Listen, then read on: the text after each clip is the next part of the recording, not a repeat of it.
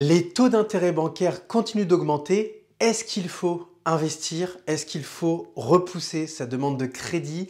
C'est ce qu'on va voir ensemble dans cette vidéo. Je te souhaite un très bon visionnage et je te retrouve juste après l'introduction. Si tu suis l'actualité, c'est impressionnant. Les taux bancaires continuent d'augmenter. Là où beaucoup d'analystes mettaient en avant une stabilité à venir, on voit que comme je le mettais en avant depuis un petit moment et comme beaucoup d'économistes également, eh bien, les taux ont une nouvelle fois été revus à la hausse par la Banque de France et indirectement par la Banque Centrale Européenne.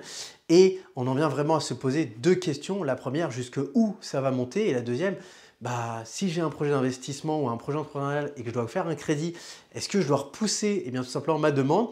On va venir répondre à cette question dans cette vidéo parce que vous êtes nombreux à me l'avoir posé en message privé et c'est vrai que c'est frustrant de voir que certaines personnes sont totalement prises par la peur alors qu'en réalité, même si la situation n'est pas la plus agréable, il y a toujours un soleil derrière le nuage qui se cache et je vous invite, et c'est ce qu'on va faire dans cette vidéo, à se positionner sur la tranche de la pièce pour qu'on puisse regarder le positif et le négatif.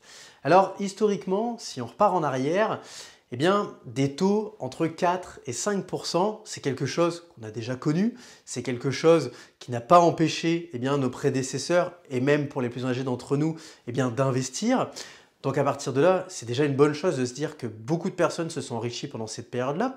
Je pense également à nos grands-parents qui ont connu des taux qui là cette fois-ci étaient lunaires puisqu'on était bien au-dessus des 10%. Donc on se dit que si eux ont réussi par le passé à se développer, il n'y a pas forcément d'inquiétude à avoir.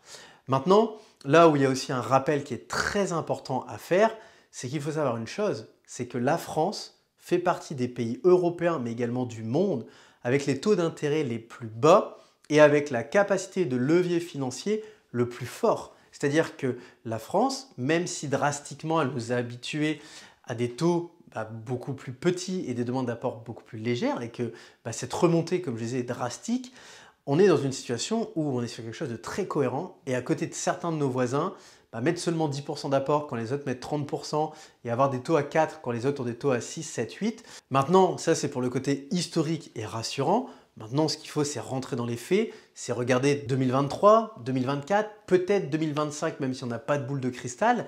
Et à partir de là, il faut être dans cette dynamique où on se dit, ok, j'ai un projet, que ce soit immobilier, que ce soit entrepreneurial, en vue. J'ai besoin d'emprunter. Donc j'ai besoin de passer par la case, je vais payer un crédit sur la base de ces taux-là. Est-ce que je le fais? Est-ce que je ne le fais pas?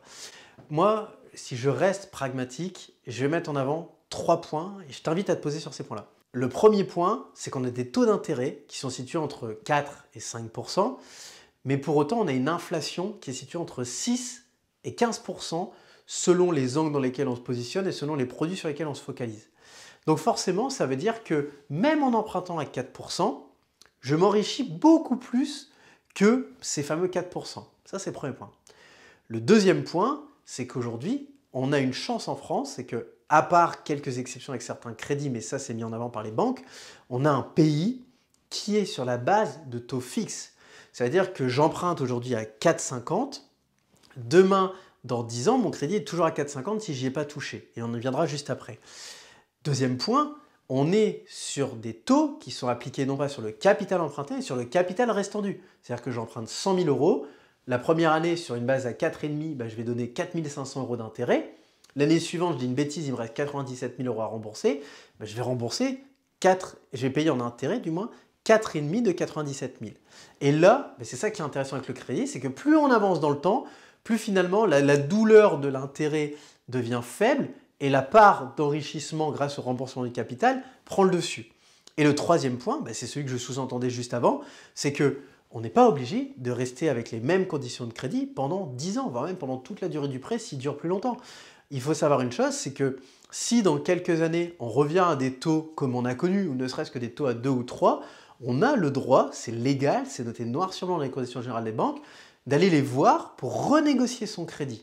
Et donc forcément, on a des opportunités qu'on aura saisies aujourd'hui, qui nous auront aidé à fructifier nos revenus, et à terme, on aura la possibilité d'améliorer encore ces ratios financiers.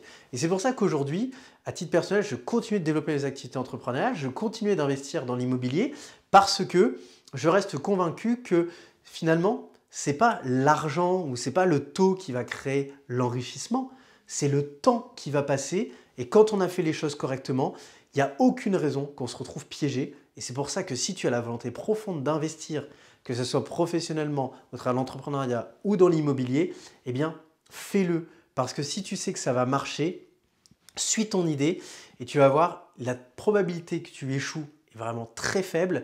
Et à l'inverse, la probabilité que ça t'apporte énormément, elle est très forte.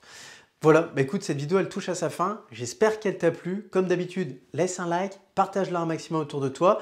N'oublie pas de me suivre sur Instagram, sur LinkedIn. Il y a beaucoup de contenu qui sort toutes les semaines entièrement gratuit.